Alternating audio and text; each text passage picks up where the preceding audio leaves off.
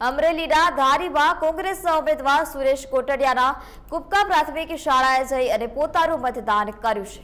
તે સાથે જ સમર્થનમાં તેમના પત્ની ભારતીબેન સહિત અન્ય પરિવારજનોએ પણ મતદાન કર્યું છે।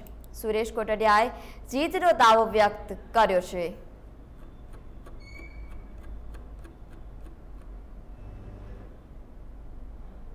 પરંપરાગત અમારી સીટ રહેલી છે અને 1945 વર્ષ પહેલાં 1975થી અમારી આ સીટ પરંપરાગત છે અમારા કુટુંબ પ્રત્યેની।